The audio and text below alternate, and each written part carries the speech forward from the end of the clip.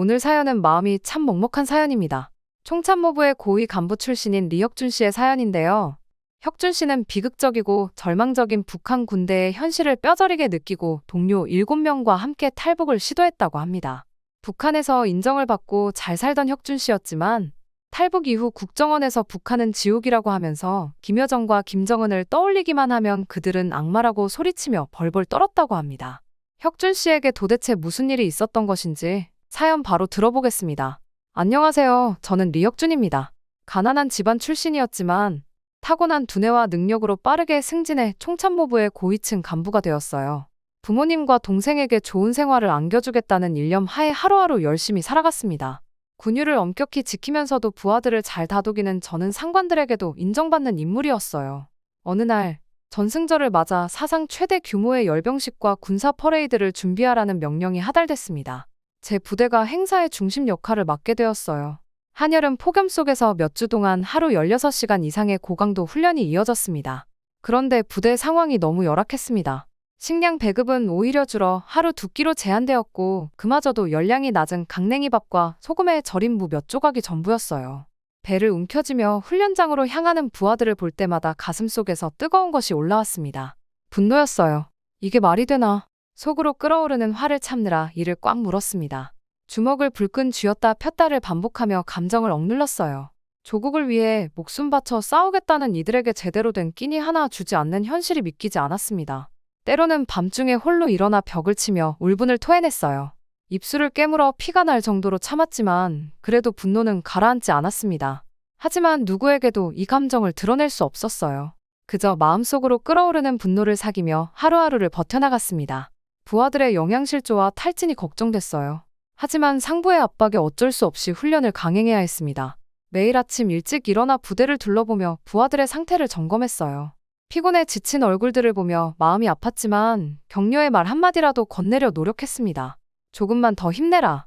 우리가 하는 일이 조국을 위해 얼마나 중요한지 알지? 그렇게 말하면서도 제 마음 한구석에는 의문이 들었어요. 정말 이렇게까지 해야 하는 걸까? 하지만 그런 생각은 빨리 떨쳐냈습니다. 의심은 곧 배신이라고 배웠으니까요. 훈련이 계속될수록 부하들의 상태는 악화일로를 걸었어요. 열사병으로 쓰러지는 병사들이 늘어났고 영양실조로 인한 면역력 저하로 감기와 폐렴이 돌았습니다. 의무대는 환자들로 넘쳐났지만 제대로 된 약도 영양분도 공급할 수 없었어요. 어느 날 훈련 중 한 병사가 갑자기 쓰러졌습니다. 즉시 달려가 보니 의식을 잃은 상태였어요. 열사병이 의심됐습니다. 당장 의무대로 보내려 했지만 상부에서는 훈련 일정에 차질이 생길까 우려에 거부했어요. 약한 놈은 도태되는 법이다. 계속 훈련하라. 차가운 목소리가 무전기를 통해 들려왔습니다. 저는 망설였어요. 하지만 명령을 어길 수는 없었죠. 결국 그 병사는 제대로 된 치료도 받지 못한 채 사망했습니다. 병사의 가족에게 알리려 했어요. 하지만 상부에서는 또다시 제 발목을 잡았습니다. 행사에 악영향을 줄 수 있다. 사망 사실을 은폐하고 타령으로 처리하라. 가슴이 무거웠습니다. 이것이 과연 옳은 일인가? 하지만 저는 명령에 따를 수밖에 없었어요. 그날 밤 죄책감에 잠 못 이루며 생각했습니다. 우리는 대체 무엇을 위해 이렇게 살고 있는 걸까?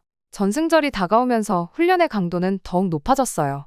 40도를 웃도는 폭염 속에서 수천 명의 군인들이 12시간 넘게 열병식 훈련을 이어갔습니다. 물 한 모금 마시지 못하고 쓰러지는 병사들이 속출했어요. 저는 관람대 아래에서 부대를 지휘하고 있었습니다. 마이크가 실수로 켜져 있었던 건지 김정은의 목소리가 켜진 마이크로 울려 퍼졌어요. 조쿤, 이렇게 극한까지 몰아붙여야 진정한 혁명 정신이 생기는 법이지. 김정은의 말에 옆에 선 김여정이 덧붙였습니다. 약한 자는 필요 없습니다. 오직 강인한 정신력을 가진 자만이 우리 군대에 있을 자격이 있죠. 그 말을 듣는 순간 가슴속에서 무언가가 끓어올랐어요. 분노였습니다. 머리끝까지 치밀어 오르는 화를 억누르느라 온몸이 떨렸어요. 이를 악물어 입안에서 피맛이 났습니다. 사람의 목숨이 그렇게 가벼운가? 소리치고 싶었습니다. 당신들이 그토록 중요하게 여기는 혁명을 위해 목숨 바쳐 싸우는 이들을 이렇게 취급해도 되는 건가?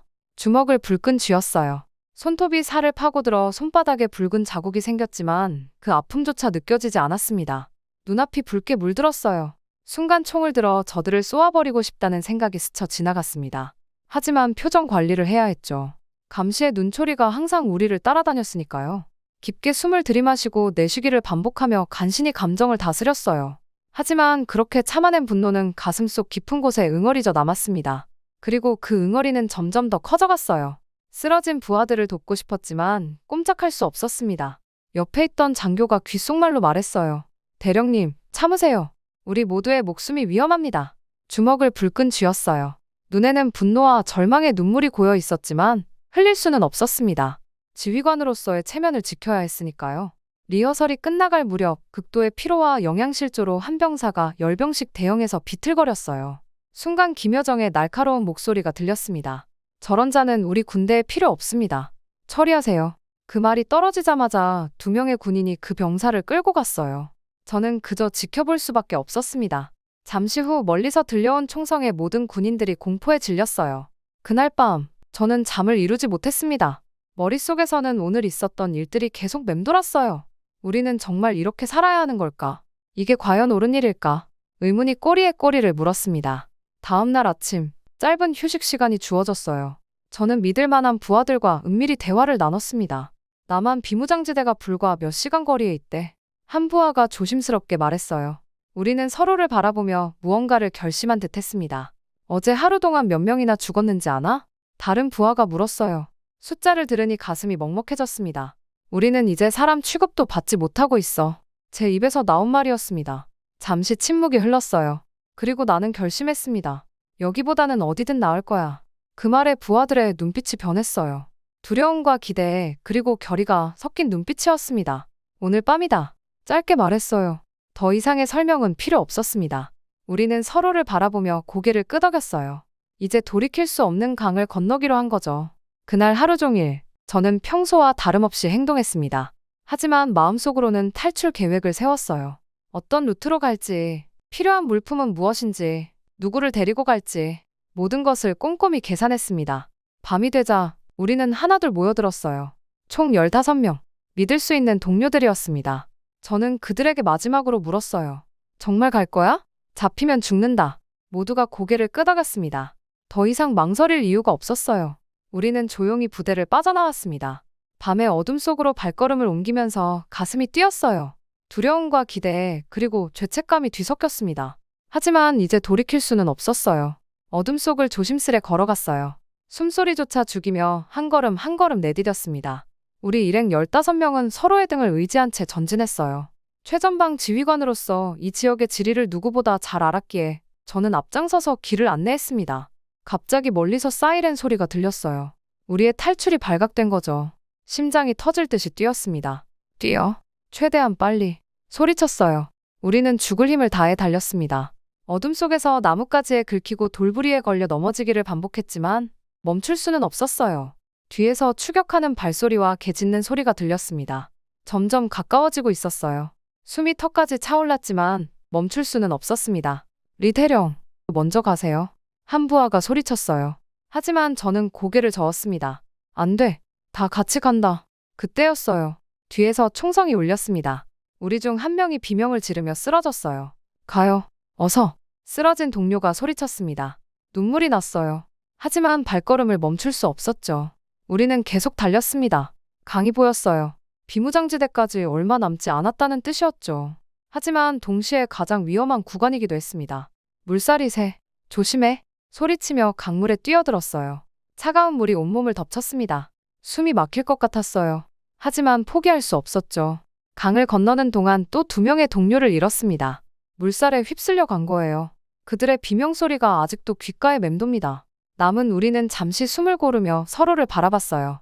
눈빛만으로도 서로의 마음을 읽을 수 있었죠. 분노와 슬픔, 그리고 두려움이 뒤섞인 복잡한 감정이었습니다.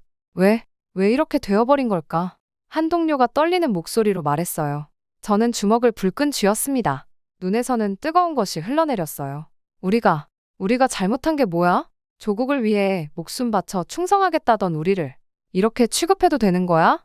목소리가 울컥 올라왔습니다. 분노와 슬픔이 뒤섞여 가슴이 찢어질 것 같았어요. 동료들의 얼굴에도 같은 감정이 어렸습니다. 그들은 우리를 개 취급했어.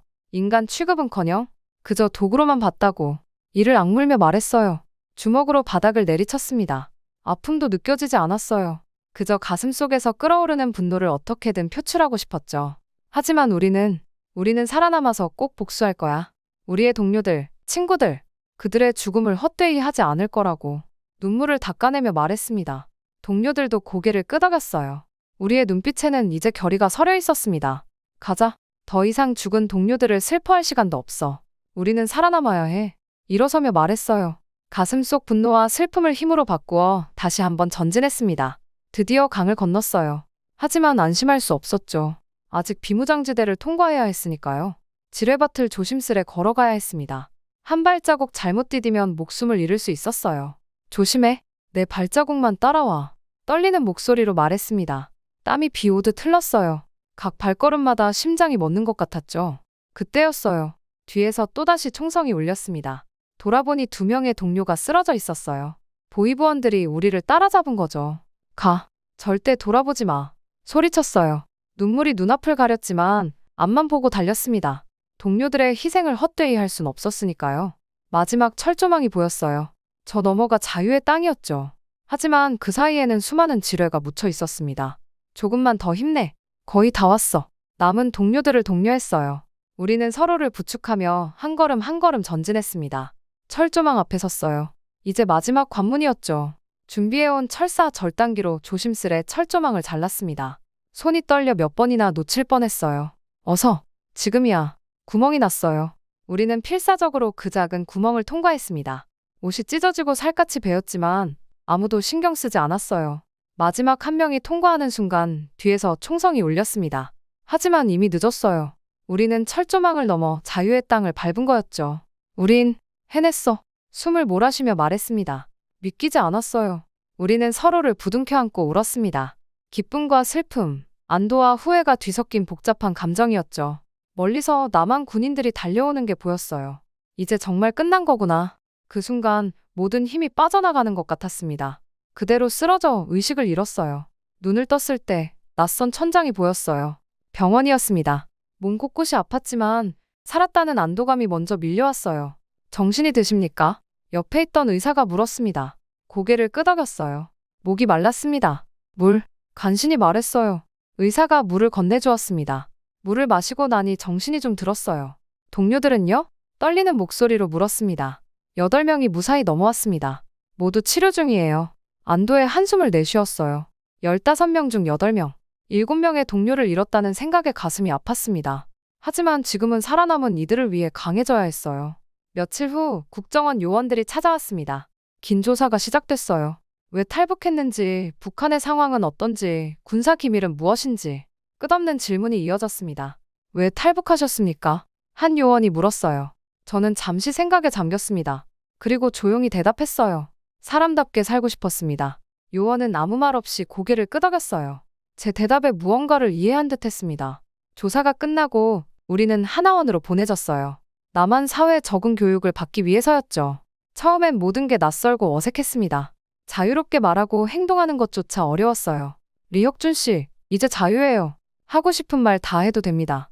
선생님이 말씀하셨어요. 그 말을 듣는 순간 눈물이 왈칵 쏟아졌습니다. 그동안 억눌러왔던 감정이 한꺼번에 터진 거죠. 시간이 지나면서 조금씩 적응해 갔어요. 컴퓨터 사용법도 배우고 영어도 공부했습니다. 처음으로 햄버거도 먹어봤어요. 신기한 맛이었죠. 하지만 밤이면 여전히 악몽에 시달렸습니다. 죽어간 동료들의 얼굴, 북에 남겨둔 가족들.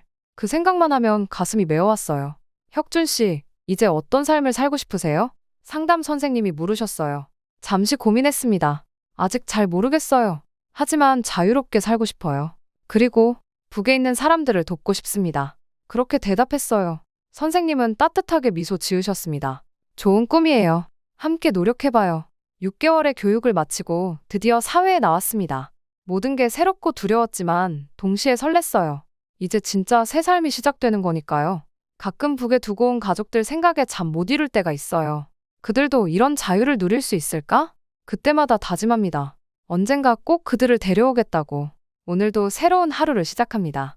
여전히 많은 것들이 낯설고 어렵지만 이제는 두렵지 않아요. 이곳에서 찾은 작은 행복들을 생각하면 힘이 납니다. 자유를 향한 위험한 여정을 시작했던 그날을 떠올려봐요. 그때의 선택이 옳았다고 믿습니다. 비록 많은 것을 잃었지만 더 큰 것을 얻었으니까요. 하지만 가끔은 죄책감에 시달려요. 함께 탈북했던 동료들 중 일부는 아직도 악몽에 시달리며 적응하지 못하고 있습니다. 저 역시 완전히 자유롭지는 못해요. 북한에서의 기억들이 여전히 저를 괴롭히니까요. 혁준 씨, 당신은 영웅입니다. 어느 날 한강연에서 누군가 그렇게 말해주었어요. 하지만 저는 영웅이 아닙니다. 그저 살고 싶었을 뿐이에요. 인간다운 삶을 살고 싶었을 뿐입니다.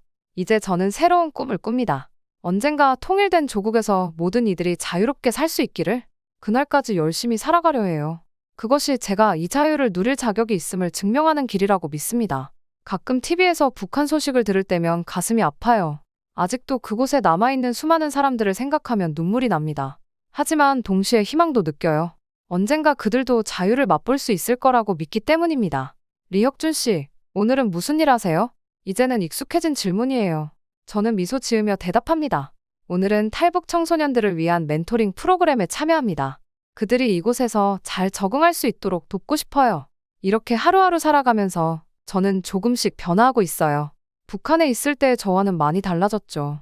하지만 그때의 기억과 경험들은 여전히 제 일부입니다. 그것들이 있었기에 지금의 제가 있다고 생각해요. 언젠가 꼭 돌아갈 거예요. 자유로운 북한으로. 이것이 제 새로운 꿈입니다. 그날이 올 때까지 저는 이곳에서 열심히 살아갈 거예요. 자유의 소중함을 깨닫고 그것을 지키기 위해 노력하면서요. 가끔씩 도망치지 못한 동료들이 생각이 나곤 합니다. 동료들을 생각하면 마음이 먹먹해지기도 해요. 그럴수록 저는 제가 가지게 된 자유를 통해 북한의 실상을 알리기로 했습니다. 이제 저는 압니다. 진정한 자유란 단순히 물리적인 속박에서 벗어나는 것이 아니라는 걸요. 그것은 마음의 자유, 선택의 자유, 그리고 인간다운 삶을 살 수 있는 자유입니다. 오늘도 저는 그 자유를 향해 한 걸음 더 나아갑니다. 언젠가 모든 북한 주민들이 이 자유를 누릴 수 있기를 바라면서요. 그날이 올 때까지 저는 계속해서 노력할 것입니다. 그것이 제가 이 자유를 얻기 위해 목숨을 걸었던 이유니까요. 안녕하세요. 오늘은 북한 권력의 핵심, 고위급 군 간부의 자제로 남부러울 것 없는 삶을 살았고, 충성심도 높았지만 코로나 시기에 목격한 놀라운 인권 유린의 현장을 목격하고 모든 걸 버리고 탈북한 리중혁 씨의 이야기입니다. 여러분, 전 세계를 팬데믹으로 이끌었던 코로나 바이러스 감염자가 초반 북한에는 한 명도 나오지 않았다는 이야기를 들어보신 적 있으시죠? 하지만 사실은 수많은 사람들이 코로나에 걸리고 거리에는 울부짖는 사람들이 들끓었었다고 합니다. 그리고 북한이 코로나를 수습하는 과정에서 충격적인 사건이 벌어졌다고 하는데요. 리중혁 씨가 직접 겪은 이번 이야기를 통해 북한의 미개한 정치 수준을 확인하실 수 있을 것 같습니다. 안녕하세요. 저는 리중혁이라고 합니다. 오늘 저는 코로나 시절 북한에서 제가 겪었던 충격적이었던 경험을 이야기를 드리려고 해요. 물론 이곳 남한에서는 저렴하고 좋은 치료가 가능하지만 북한은 전혀 그렇지 않거든요. 물론 아마 무엇이 되었든 여러분의 상상 이상이실 거예요. 시체 냄새로 길거리가 가득 찰 정도였으니까요. 저는 북한의 평양에서 태어나 자랐어요. 저희 아버지는 인민군 장성으로 북한 노동당 고위 간부이셨어요. 아버지가 지나가시면 모두가 거의 무릎을 꿇고 인사를 할 정도였죠. 덕분에 저는 부족함 없이 좋은 삶을 누리며 살 수 있었어요. 멋진 아버지를 보면서 저는 어릴 때부터 모범적인 군인이 되고 싶었고 실제로 그렇게 살아갔죠. 중혁아, 내가 내 아들인 걸 항상 자랑스럽게 생각한다. 하지만 잊지 말아라. 우린 늘 조선노동당과 수령님을 위해 살아야 해. 아무리 내 아들이라도 당에 충성하지 않는다면 용서하지 않을 거다. 아버지의 말씀은 제 삶의 철칙이 되었어요. 당에 수령님께 충성을 다하는 것. 그것이 제 삶의 목표가 되었죠. 매일 새벽같이 일어나 정치사상 학습부터 시작하고 또 훈련에 연속을 하며 아버지의 얼굴에 먹칠을 하지 않기 위해 누구보다 열심히 했어요. 그 결과 진급도 빨랐죠. 상관들도 절 알아봐 주셨고 저는 동료들 사이에서도 신망이 두터웠어요. 하지만 속으론 늘 불안했죠. 하지만 아버지를 실망시킬까봐, 명예를 실추시킬까봐 전 늘 전전긍긍했어요.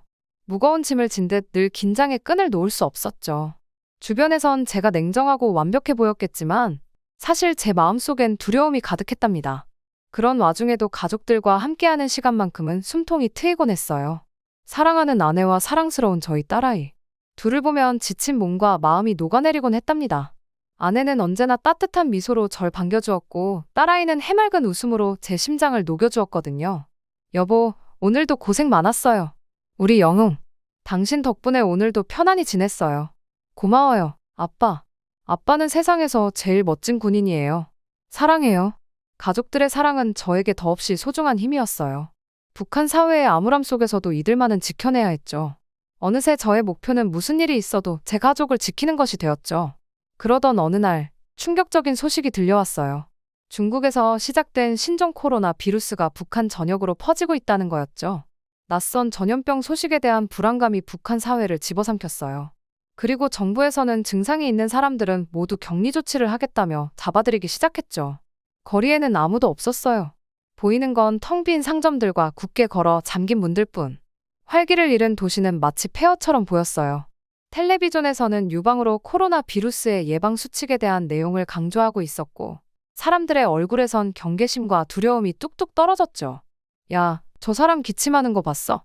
설마 감염된 건 아니겠지? 쉿, 조용히 해. 누가 들을라.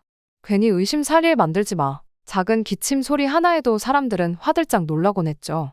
누군가 콜록거리기라도 하면 곧장 의심하는 눈초리가 쏟아졌어요. 길에선 서로 부딪히지 않으려 최대한 멀찍이 떨어져 걸었죠. 동무, 이번에 잡아들인 사람들 보셨소? 무려 200명이 넘는다던데. 저런.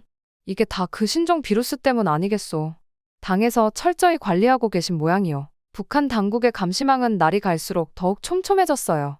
조금이라도 감염 징후를 보이는 이들은 즉각 색출됐죠. 코로나는 공포 그 자체였어요. 생활총화 시간엔 늘 신종 전염병에 대한 위험성이 강조됐죠. 중국이 아닌 다른 자본주의 나라들이 우리 공화국을 무너뜨리려 만든 비루스다. 경계를 늦추지 말고 당과 수령님의 말씀에 따르는 게 우리의 살 길이다. 다 잡아들여. 이러한 선전 구호는 도시를 가득 메웠어요. 거리 곳곳에 성군인들은 행인들의 체온을 살폈죠. 발열 증상이 있는지, 기침을 하는지 조금이라도 의심되면 그 자리에서 끌려갔어요. 가족들 중에 아픈 사람 없나? 동네에 기침 심하게 하는 사람은? 숨기는 건 없겠지? 안전부 요원들의 눈길이 스쳐 지나갈 때면 군인인 저도 등골이 오싹해질 정도였어요. 무서웠죠. 보이지 않는 감시의 그물망 속에서 이런 숨 막히는 나날이 이어졌어요. 전염병보다 더한 공포가 우리를 옥죄었어요. 하루가 멀다 하고 충격적인 소식이 들려왔죠. 어젯밤에도 사람들이 대거로 끌려갔대. 오늘은 평양종합병원 의사들이 줄줄이 끌려갔다던데. 의사들까지? 정말로 아무도 믿을 수 없는 세상이 돼버렸구만. 이윽고 소문이 돌기 시작했죠. 당에서 감염 의심자들을 사살하라는 극단적인 방침을 내렸다는 거였어요. 순간 머리가 하얘졌어요. 이게 무슨 악몽 같은 일인가 싶었죠. 동무, 조국을 위해. 당과 수령님의 명령이다. 우리가 주저할 수 없는 일이야. 자, 각오 단단히 하도록. 그리고 결국 저에게도 그 잔혹한 명령이 내려졌어요. 감염 의심자들을 색출해 처형하는 일을 총괄하는 명령이었죠. 손이 떨리고 눈앞이 흐려졌어요. 정치범이나 범죄자가 아닌 죄 없는 그 무고한 사람들을 죽여야 한다니. 저항하고 싶었지만 도리가 없었어요. 당의 명령을 거부할 수 있는 이는 북한에 없으니까요. 저는 축 처진 어깨로 거리를 나섰어요. 행인들의 얼굴은 죄다 사색이 되어 있었죠. 한 치 앞도 내다볼 수 없는 불안감. 서로의 눈을 피하며 걸음을 재촉했어요. 군인들은 도처에 배치되어 있었죠. 그들의 눈빛은 매섭기 그지없었어요. 시민들을 향해 총구를 겨누고 있는 모습에서 섬뜩한 냉기가 느껴졌죠. 그러다 한 남자가 갑자기 쓰러졌어요. 빨갛게 상기된 얼굴로 멈춰 기침을 해댔죠. 그러자 비명이 울려 퍼졌어요. 순식간에 사람들이 흩어졌죠. 공포에 질려 뿔뿔이 도망치는 그들의 뒷모습이 안쓰러웠어요. 그를 포박하고 냉담하게 바라보는 군인들. 그리고 테이프로 둘러싸인 채 방치된 다른 시신들. 처참한 풍경이 제 눈앞에 펼쳐졌죠. 그날 밤, 저는 터벅터벅 망연자실한 발걸음으로 집에 돌아갔어요. 저는 집에 도착하자마자 아내에게 신신당부를 했죠. 여보, 앞으로 절대 밖에 나가면 안 돼. 알겠지? 어떤 일이 있어도 집에만 있어야 해. 아내의 눈빛이 흔들렸어요. 아내는 뭔가 직감한 듯 고개를 끄덕였죠. 저는 애써 미소를 지으며 딸아이를 꼭 껴안았어요. 저는 그저 바이러스가 우리 집만은 피해가길 간절히 바라는 수밖에 없었죠. 드디어 그날이 왔습니다. 저의 첫 처형 총괄 날이 말이죠. 처형장에 도착하자 숨이 멎는 듯 했어요. 수많은 사람들이 공포에 질린 채 줄지어 서 있었거든요. 남녀노소 가리지 않고 겁먹은 눈으로 모두들 그곳에서 죽음을 기다리고 있었죠. 그들의 눈에서 절망이 피어올랐어요. 저는 목이 메는 듯 했지만 떨리는 목소리로 명령을 내렸어요. 처형 준비. 군인들이 일제히 총을 겨눴어요. 비명과 흐느낌이 뒤섞인 울음소리가 터져나왔죠. 그 절규가 머리를 울렸어요. 눈을 감아도 저 애원하는 눈빛이 잊히지 않았죠. 발포. 저는 쉰 목소리로 소리쳤어요. 동시에 귀를 울리는 총성이 울려 퍼졌죠. 처참한 비명이 하늘을 찔렀어요. 그리고 죽음의 정막이 찾아왔죠. 피 흘리며 쓰러지는 시신들. 그 참혹한 광경에 속이 뒤집혔어요. 그리고 계속해서 이어진 처형과 남은 사람들의 공포에 질린 비명이 이어졌죠. 하나씩 생명이 꺼져갔어요. 마침내 끝이 났을 때에는 쓰러진 시신들이 눈에 들어왔죠. 손이 떨리고 무고한 사람들을 죽였다는 사실에 구역질이 날 것만 같았어요. 그렇게 처형을 마치고 집으로 돌아왔지만 머릿속은 여전히 혼란스러웠어요. 잠은커녕 눈을 감기도 힘들었죠.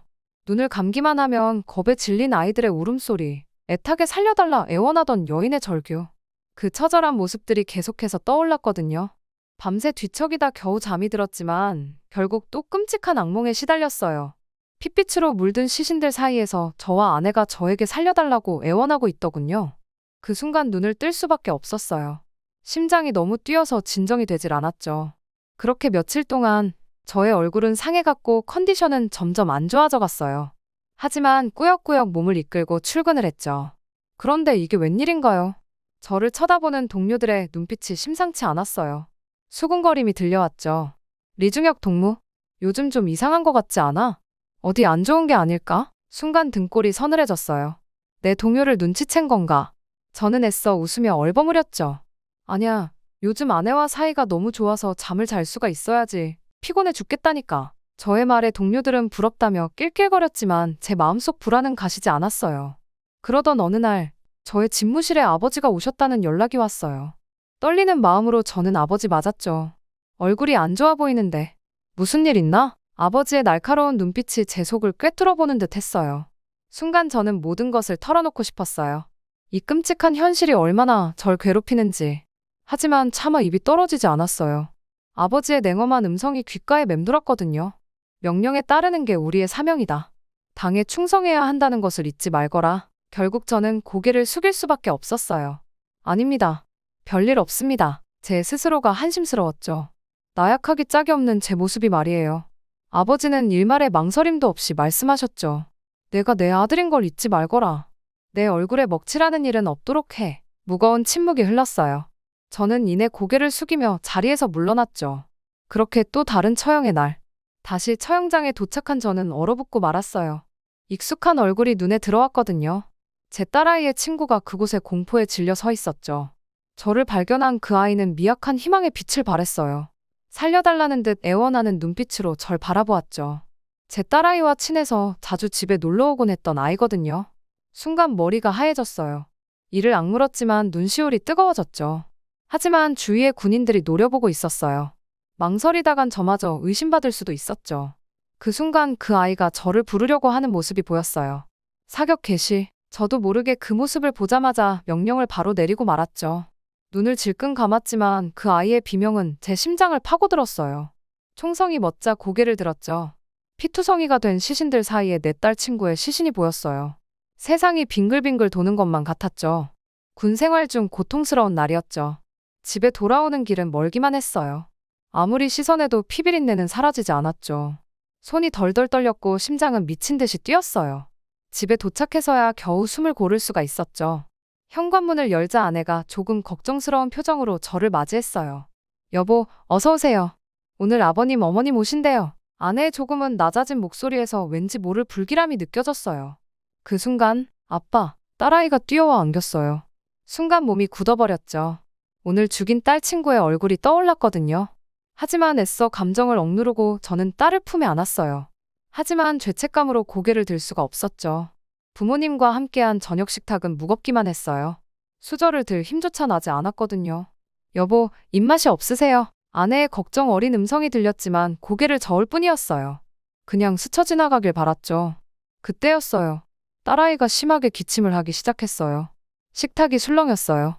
모두의 심장이 내려앉는 듯 했죠. 특히나 아버지는 제 딸을 뚫어지듯 쳐다보셨어요. 에이, 우리 애기 요즘 너무 열심히 공부했더니 피곤한가 봐요. 제가 재우고 올게요. 아내는 애써 밝은 목소리를 냈지만 불안함이 잔뜩 서려 있었죠. 그 순간 저는 아버지와 눈이 마주쳤어요. 날카로운 눈빛으로 딸아이를 응시하시던 아버지는 저를 바라보고 계셨죠. 그 눈빛은 냉엄했어요. 의심과 경고의 메시지가 뚜렷했죠. 식은땀이 등줄기를 타고 흘렀어요. 식사를 마치고 부모님을 배웅하는데 아버지께서 저를 불러 세우셨어요. 나와 보거라. 아버지의 목소리는 차갑기 그지없었죠. 아버지를 뒤따라가자 으스스한 기운이 감돌았어요. 이내 아버지가 입을 열었어요. 미진이 혹시 감염 증세가 있는 건 아니냐? 그 말에 제 온몸에 피가 식는 듯 했어요. 네? 아닙니다. 요즘 밤을 새서 공부를 했다고 하더라고요. 저는 애써 둘러댔죠. 하지만 아버지의 눈빛은 꿰뚫어보듯 날카로웠죠. 그래? 쉬엄쉬엄 하라고 해. 아버지는 예상외로 부드럽게 말씀하셨어요. 저는 한시름 났다고 생각했죠. 그런데 아버지께서 뒤돌아가시다가 멈춰서서 말씀하셨어요. 미진이가 감염자라면 주저없이 죽여라. 당과 수령님을 위해서 말이야. 마음 약해지지 말고 명심해라. 그 말을 남기고 걸어가시는 아버지의 뒷모습이 섬뜩하게만 느껴졌어요. 아버지의 말씀은 천둥처럼 제 머리를 때렸어요. 자식에게 손녀를 죽이라니. 당과 수령님을 위해서라니. 처음으로 이게 맞는 건가라는 의심이 솟구쳤어요. 저의 세상이 붕괴되는 것 같았죠. 정신이 아득해졌어요. 이건 악몽이라고 제발 깨고 싶었죠. 하지만 눈앞의 현실은 혹독했어요. 가족을 지키려면 이곳을 벗어나는 수밖에 없었죠. 그렇지 않으면 제 손으로 딸을 죽여야 할지도 모르니까요. 하지만 어떻게? 머리가 복잡해졌어요. 탈북이라니 그건 매우 위험하고 죽음을 각오해야 하는 일이었으니까요. 집으로 돌아온 저는 한동안 멍하니 앉아 있었어요. 온 힘이 빠진 듯 했죠. 그때 아내가 걱정스레 물었어요. 여보, 왜 그러세요? 무슨 일 있어요? 저는 천천히 고개를 들어 아내를 바라봤죠. 여보, 우리 딸이 위험해. 여기 있다간. 저의 목소리가 떨렸어요. 처음 보는 듯한 저의 모습에 아내의 눈이 휘둥그레졌어요. 무슨 소리세요? 설마 우리 딸이? 저는 고개를 끄덕였죠. 아내는 떨리는 손으로 입을 틀어막았어요. 당장 떠나야 해. 이 나라에선 우리 가족 모두가 위험해. 저는 결연한 어조로 말했지만 사실은 두려웠어요. 하지만 이게 우리에겐 유일한 선택이었죠. 알겠어요. 어떻게 해야 하죠? 아내의 목소리 또한 떨리고 있었어요. 저는 일단 아내에게 제가 다 알아볼 테니 우선 브로커를 찾아달라고 아내에게 부탁했어요. 그 이후 저는 탈출 계획을 짜기 시작했어요. 갖은 경로를 알아보고 동선을 파악했어요. 준비할 물품들, 신분증, 세세한 것까지 꼼꼼히 챙겼죠. 마음은 조급했지만 서두르다간 모든 게 수포로 돌아갈 테고 저희는 죽음을 면치 못할 테니까요. 하루하루가 전쟁 같았어요. 결국 아내는 브로커를 찾는 데 성공했고 이제 모든 게 끝나가는 듯 보였죠. 그런데 문제가 생겼어요. 우리 딸의 몸 상태가 나빠진 거예요. 기침이 심해졌고 열도 계속 올랐죠. 이제 더 이상 망설일 순 없었어요. 가정부도 눈치를 챈 것 같아 보였거든요. 잘못하면 이제는 정말로 신고당할 수도 있는 상황이었죠. 다행히도 이제 모든 준비는 끝났어요. 브로커와 접선 날짜도 잡았죠. 그리고 드디어 그날, 저는 떨리는 마음으로 아내와 딸을 트렁크에 숨겼어요. 아내는 울먹였고 딸은 약한 모습이었죠. 국경 초소에 다다랐을 때 식은땀이 등줄기를 타고 내려왔어요. 혹시 들킬까봐 마음은 전율했죠. 그때 익숙한 군인들이 절 알아봤어요. 오랜만이라며 반갑게 맞이하더군요. 리중혁. 오랜만이네. 여기는 무슨 일로? 저는 태어난 척 답했죠. 특별 임무라네. 자네들도 경계 잘 서고 있겠지. 저는 그들을 잘 다독이며 잠시 쉬고 오라고 했어요. 이내 군인들은 고맙다며 초소를 비웠죠. 안도의 한숨이 나왔어요. 지금이었어요. 바로 지금 빠르게 두만강을 건너야만 했죠. 저는 재빨리 트렁크를 열어 겁에 질린 아내와 딸을 데리고 강으로 향했어요. 딸을 업고 강물에 뛰어들자 숨이 막히는 차가움에 모든 감각이 무뎌졌어요. 강물에 냉기는 뼛속까지 파고들었죠. 저는 애써 힘을 내 헤엄쳤어요. 아내와 함께 딸을 업은 채로 헤엄을 치는 건 지치고 힘들었지만 멈출 순 없었어요. 딸을 살려야만 했으니까요. 그 순간 뒤에서 고함 소리가 들려왔어요. 점점 가까워지는 군인들의 소리가 들렸죠. 저희는 공포에 질려 더욱 격렬히 헤엄쳤죠. 귓가를 스치는 총알이 느껴졌어요. 목숨을 건 사투였죠. 저희는 필사적으로 강을 건넜죠. 그렇게 기적적으로 무사히 강을 건넜어요. 그곳에서 브로커가 우릴 기다리고 있었죠. 저희는 안도의 눈물을 흘렸어요. 하지만 아직 안심할 순 없었어요. 저희는 차를 타고 바로 교회로 피신했죠. 그곳에서 우리 딸은 약을 받고 따뜻하게 체온을 유지할 수 있었어요. 점점 열이 내리는 딸을 보며 저희는 안도했어요. 우여곡절 끝에 저희는 브로커의 도움으로 라오스를 건너 태국에서 한국 대사관으로 난민 신청을 하고 마침내 인천행 비행기에 올랐죠. 그제서야 비로소 기장이 풀리는 듯한 기분이 들었어요. 한국 땅을 밟는 순간 아내는 터져나오는 눈물을 주체하지 못하고 딸을 꼭 껴안고 엉엉 울었어요. 저 또한 북받치는 감정을 억누를 수가 없었죠. 저는 믿을 수 없다는 듯 주변을 둘러봤어요. 화려한 건물, 자유로운 사람들, 꿈만 같았어요. 제가 상상하지도 못한 남조선의 모습이었거든요. 저는 홀린 듯 아내와 딸을 꼭 껴안았어요. 그렇게 한국에 도착한 우리 가족은 국정원의 안내를 받았어요. 낯선 땅에서의 삶이 시작되는 순간이었죠. 많은 것들이 달랐지만 차분히 적응해 나갔어요. 우선 각종 조사를 받았죠. 북한에서의 삶, 우리의 배경 등 세심하고 꼼꼼했어요. 그 다음은 기다리고 기다리던 건강검진이었죠. 특히 우리 딸, 과연 무사할까 내내 가슴을 졸였어요. 의료진들은 친절하고 상냥했죠. 정성스레 우리를 대했어요. 딸아이는 코로나와 별개로 다른 폐렴 초기 증세로 보입니다. 약물 치료와 안정이 필요할 것 같네요. 너무 걱정 마시고 꾸준히 치료받으면 회복될 수 있을 겁니다. 의사 선생님의 말씀에 안도의 한숨이 나왔어요. 아내와 저도 검사를 받았죠. 다행히 우리는 건강했어요. 이 모든 과정이 신기하고 감사했죠. 북한에서는 상상도 못할 일이었으니까요. 의료 혜택에 눈시울이 붉어졌어요. 코로나 검사도 받았죠. 모두가 음성이라는 사실에 저희는 한시름 놓았어요. 북한에 있었다면 코로나로 의심되어 죽임을 당할 뻔했지만 이곳에서는 치료를 받을 수 있다는 사실에 눈물이 나더군요. 그 다음은 대한민국 정부가 북한 이탈 주민들을 위해 마련한 하나원으로 갔어요. 그곳에서 우리는 한국 사회의 기본을 배웠죠. 문화, 법률, 언어. 저희는 조금씩 익숙해져 갔어요. 하나원 교육을 마치고 마침내 저희는 우리만의 보금자리로 향했어요. 정부에서 마련해준 임대 아파트였죠. 사방으로 펼쳐진 도시의 모습에 아내와 딸은 감탄을 금치 못했어요. 북한에선 언감생심 꿈도 꾸지 못할 광경이었죠.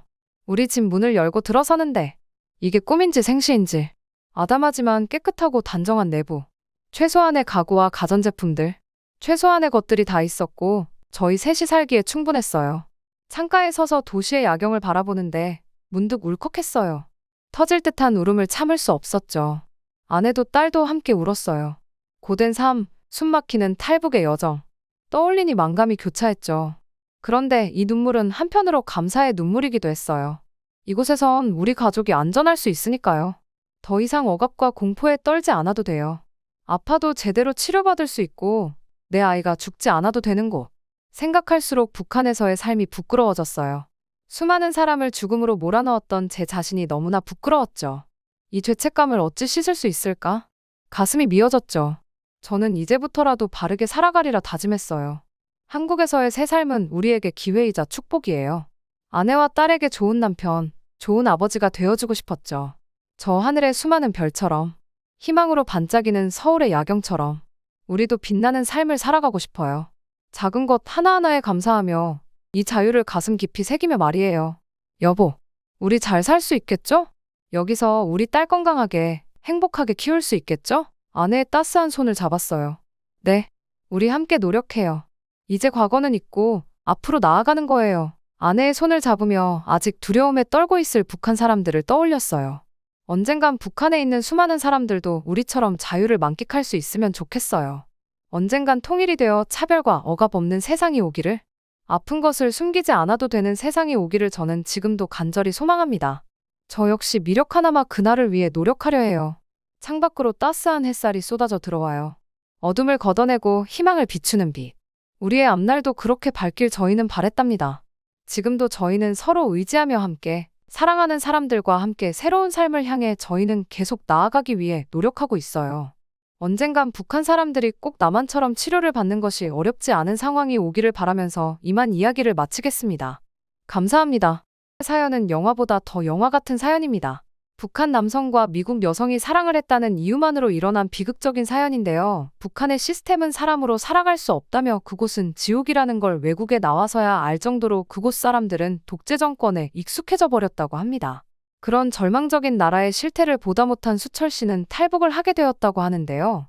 수철 씨에게 그리고 북한에서는 무슨 일이 일어났던 것일까요?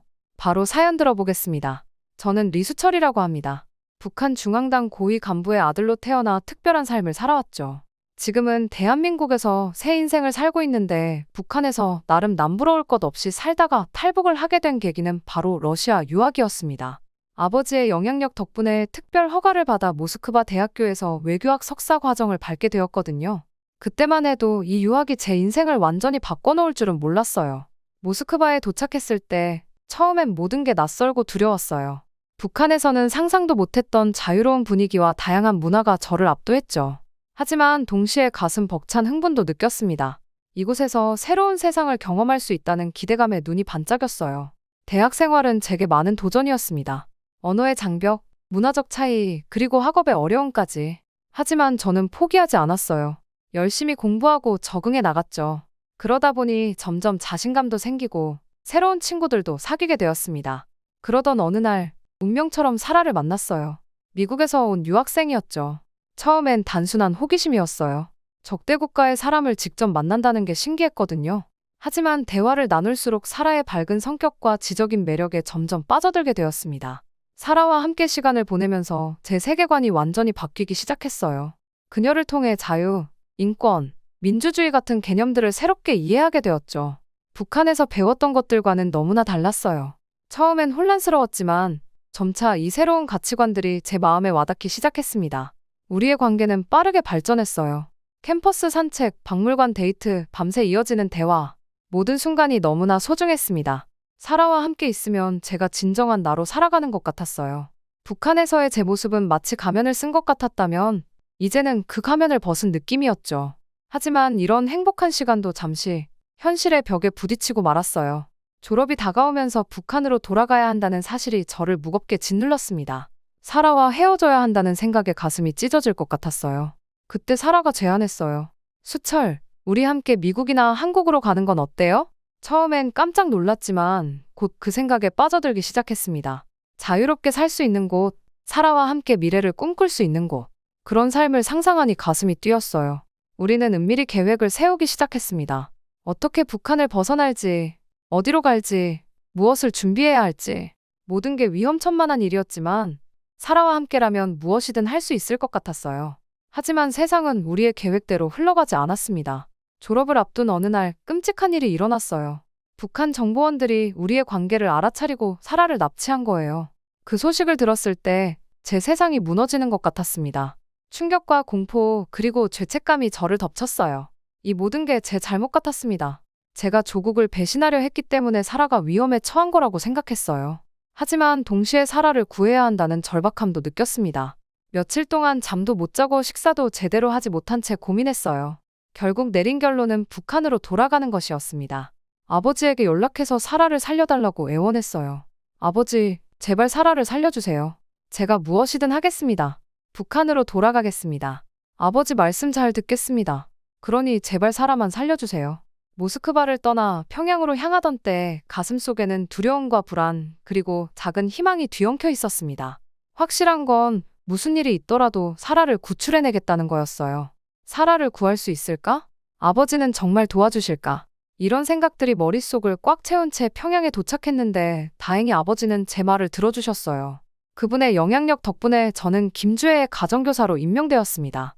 이건 정말 큰 기회였어요. 주혜가 누군지는 다들 아시죠? 북한의 최고 권력자의 딸이에요.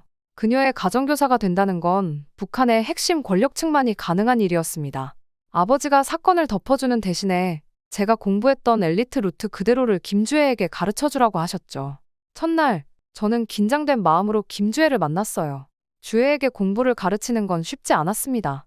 집중력도 약하고 공부에 대한 의지도 없고 아무 생각이 없었어요. 하지만 그건 중요하지 않았습니다. 이 모든 건 사라 때문이니까요. 저는 주혜에게 영어를 가르치면서 동시에 은밀히 사라의 행방을 찾으려 노력했어요. 매일 밤, 제가 들은 정보들을 정리하고 분석했죠.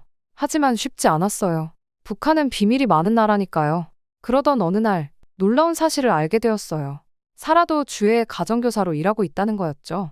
이 소식을 들었을 때 제 심장이 터질 것 같았어요. 안도감과 기쁨, 그리고 새로운 불안감이 한꺼번에 밀려왔습니다. 사라가 살아있다는 것에 안심했지만 동시에 그녀가 위험한 상황에 처해 있다는 걸 실감했어요. 며칠 후 저는 드디어 사라를 다시 만날 수 있었습니다. 주혜의 수업 시간이 끝난 후 복도에서 우연을 가장에 마주쳤죠. 사라의 눈에서 놀람과 기쁨, 그리고 두려움이 스쳐 지나가는 걸 볼 수 있었어요.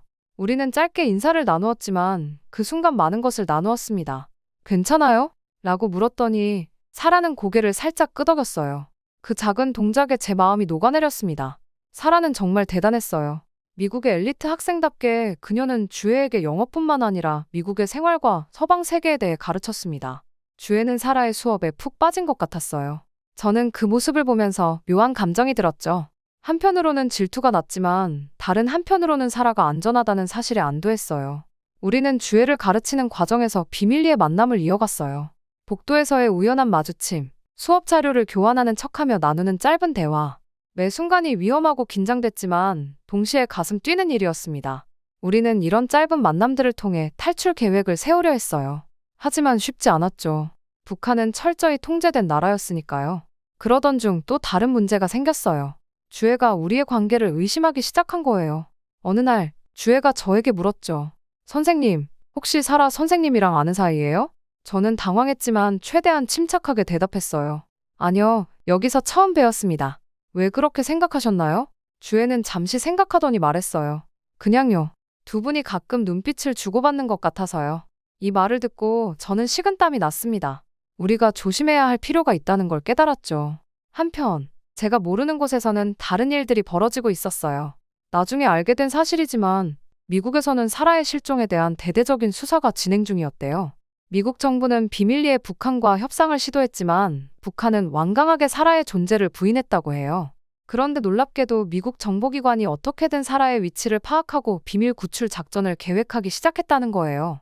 이 사실을 알았다면 어땠을까요? 아마 더 조심했겠지만 동시에 더 큰 희망을 가졌을 것 같아요.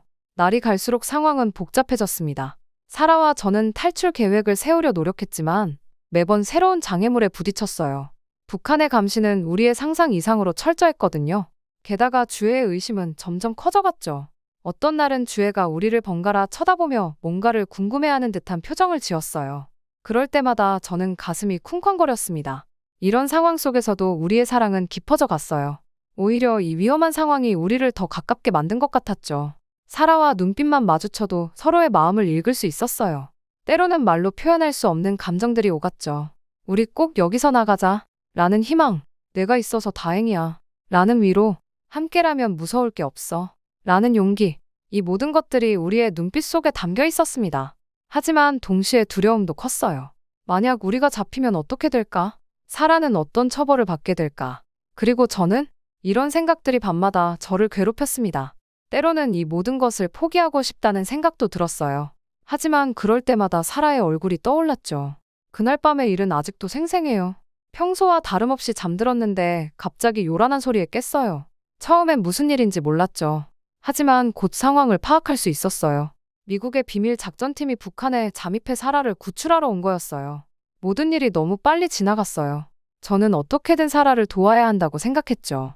그래서 작전팀을 도와 사라가 안전하게 빠져나갈 수 있도록 했어요. 하지만 그 과정에서 제 개입이 드러나고 말았습니다. 결국 저는 북한에 남겨질 수밖에 없었어요.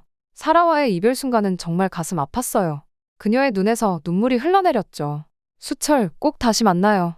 당신을 구하러 올게요. 약속해요. 사라의 말에 저도 눈물이 났어요. 사라, 걱정 마요. 난 괜찮을 거예요. 당신이 안전하다는 걸 알면 그걸로 충분해요. 마지막으로 서로를 꼭 안아주고 사라는 떠났어요. 그 순간 제 심장의 일부도 함께 떠나는 것 같았습니다. 사라가 떠난 후 저는 정말 힘든 시간을 보냈어요. 아버지는 제 배신에 크게 분노하셨죠. 내가 어떻게 이럴 수가 있느냐 라고 소리치셨어요. 아버지의 눈에서 실망감과 분노가 보였습니다. 그 모습을 보는 게 정말 괴로웠어요. 그리고 가장 무서운 순간이 찾아왔어요. 김정은이 저를 직접 불러 신문했죠. 그분의 앞에 서자 온몸이 떨렸어요. 내가 어떻게 감히 우리나라를 배신할 수 있느냐? 라고 물으셨죠. 저는 아무 말도 할 수 없었어요. 그때 김정은이 너를 처형해야 할지도 모르겠다 라고 하셨을 때 정말 죽을 것 같았어요.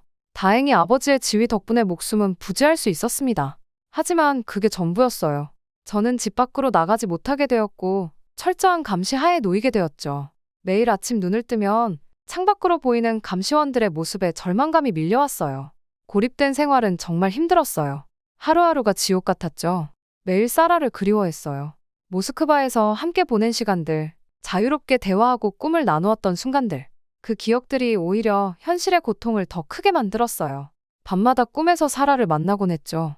하지만 아침에 눈을 뜨면 현실로 돌아와야 했고 그때마다 가슴이 미어졌습니다. 탈출을 꿈꿨어요. 하지만 현실은 너무나 암담했죠. 24시간 감시 속에서 어떻게 탈출할 수 있을까요? 게다가 탈출에 실패하면 어떻게 될지 생각만 해도 끔찍했어요. 그래도 포기하지 않으려고 노력했습니다. 사라와의 약속을 지키기 위해서라도 살아남아야 했으니까요. 그렇게 몇 달이 지났어요. 저는 점점 희망을 잃어가고 있었죠. 그런데 기적 같은 일이 일어났어요. 어느 날 밤, 한 낯선 사람이 제게 비밀 쪽지를 전해주었어요. 떨리는 손으로 쪽지를 펼쳤죠. 그 안에는 사라의 글씨체로 쓰인 메시지가 있었어요. 수철, 당신을 잊지 않았어요. 지금 한국에 있어요. 브로커를 통해 이 메시지를 보냅니다. 당신의 탈북을 돕겠어요. 절대 포기하지 마세요. 우리 꼭 다시 만날 거예요. 그 쪽지를 읽는 순간 제 눈에서 눈물이 흘러내렸어요.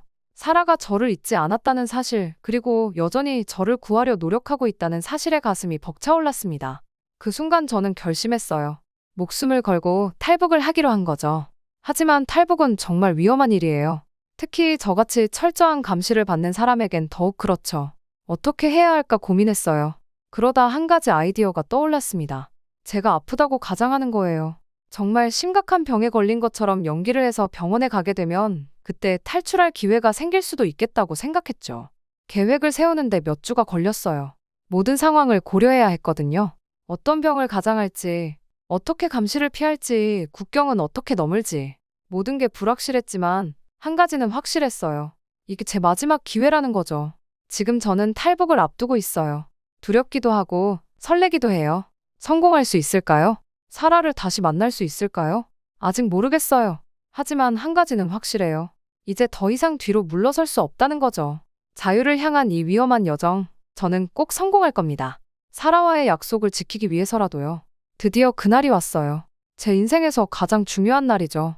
탈북을 결심한 이후로 사라와 브로커의 도움을 받아 정교한 탈출 계획을 세웠어요. 모든 준비는 끝났고 이제 실행에 옮길 차례였습니다. 아침 일찍 일어났어요. 창밖으로 보이는 평양의 모습이 왠지 모르게 낯설어 보였죠. 이게 마지막일 거라고 생각하니 가슴이 아팠어요. 하지만 동시에 설렘도 있었습니다. 자유를 향한 첫걸음을 내딛는 날이니까요. 그런데 예상치 못한 일이 일어났어요. 아버지가 제 방으로 오신 거예요. 평소와는 다른 표정이셨죠. 수철아, 내가 무슨 생각을 하고 있는지 알고 있다. 아버지의 말씀에 저는 깜짝 놀랐어요. 어떻게 아셨을까요? 아버지, 제가 말을 꺼내려 하자 아버지가 손을 들어 저를 막으셨어요. 내가 하려는 일이 얼마나 위험한지 알고 있니? 내가 떠나면 우리 가족은 어떻게 되는 줄 아느냐? 아버지의 목소리에서 분노와 걱정이 동시에 느껴졌어요. 저는 깊은 한숨을 내쉬었어요. 아버지, 저도 알아요. 하지만 이대로는 살 수 없어요. 자유롭게 살고 싶어요. 사랑하는 사람과 함께 있고 싶어요. 제 말에 아버지는 고개를 절레절레 흔드셨죠. 사랑? 자유? 그런 것들이 밥 먹여주냐? 여기서 내가 가진 권력과 지위를 버리고 도망가다니 정신이 나갔구나. 아버지와 저는 한동안 말다툼을 했어요. 아버지는 제 선택을 이해할 수 없다며 분노하셨고 저는 제 열망을 설명하려 했었죠. 하지만 서로의 입장 차이는 너무나 컸어요. 결국 저는 마지막 결심을 했습니다. 아버지, 정말 죄송해요. 하지만 저는 가야 해요. 제 인생은 제가 선택하고 싶어요. 언젠가 이해해 주실 거라 믿어요. 눈물을 참으며 말했어요. 아버지는 한동안 아무 말씀도 안 하셨어요. 그러다 갑자기 저를 꼭 안아주셨죠. 바보 같은 놈. 조심해라. 아버지와의 마지막 포옹을 뒤로하고 저는 위험한 여정을 시작했어요. 가짜로 아프다고 꾸며 병원으로 이송되는 과정에서 탈출을 감행했죠. 심장이 터질 것 같았어요. 매 순간이 위험의 연속이었습니다. 브로커와 만나기로 한 장소로 가는 동안 저는 매 순간 들킬까봐 떨었어요. 다행히 브로커를 만날 수 있었고 그의 지시에 따라 움직였죠. 우리는 밤중에 두만강을 건넜어요. 얼음장 같은 물에 들어갈 때 온몸이 얼어붙는 것 같았어요.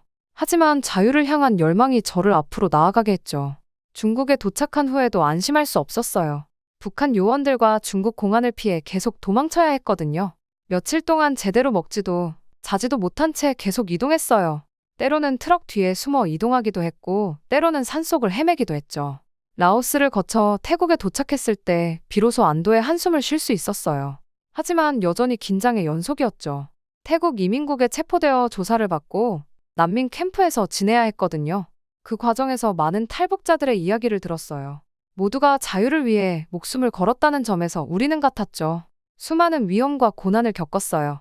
추위와 배고픔, 공포와 불안, 모든 것을 견뎌내야 했죠. 하지만 그 모든 고통 끝에 드디어 한국 땅을 밟았을 때 그 기쁨은 말로 표현할 수 없었어요. 울고 또 울었죠. 자유의 공기를 마시며 이제야 정말 살아있다는 느낌이 들었어요. 한국에 도착하자마자 사라가 저를 기다리고 있었어요. 그녀를 보는 순간 모든 고난이 눈 녹듯 사라졌죠. 우리는 서로를 꼭 껴안았어요. 말로는 표현할 수 없는 감정들이 오갔습니다. 수철, 정말 다행이에요. 당신이 무사히 왔다니. 사라의 눈에서 눈물이 흘러내렸어요.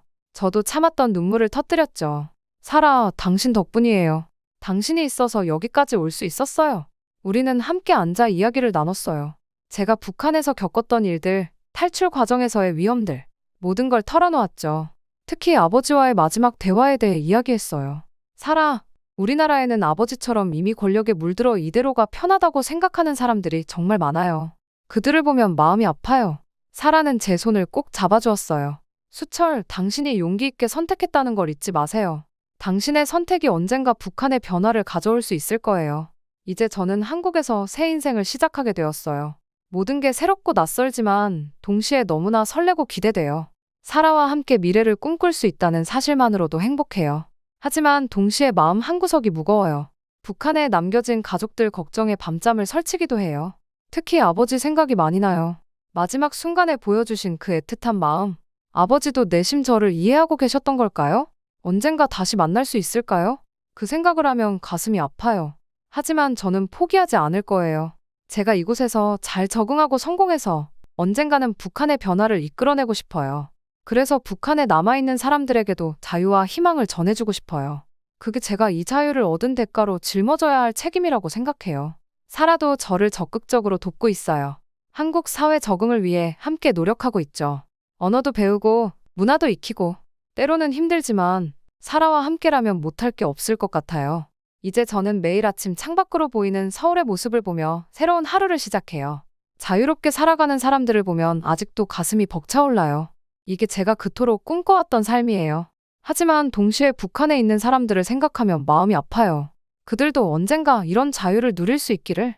그날이 올 때까지 저는 계속해서 노력할 거예요. 제가 경험한 이 자유와 행복을 그들과 나눌 수 있는 날을 꿈꾸며 오늘도 열심히 살아갑니다. 사라, 그리고 이 넓은 세상. 저는 이제 진정한 삶을 살아가고 있어요. 이 소중한 자유를 위해 모든 것을 걸었지만 후회는 없어요. 앞으로의 삶이 어떨지 모르겠지만 한 가지는 확실해요. 저는 이제 제 삶의 주인이에요. 그리고 이 자유로운 삶을 살아가면서 언젠가는 북한의 변화를 볼 수 있기를 간절히 희망합니다.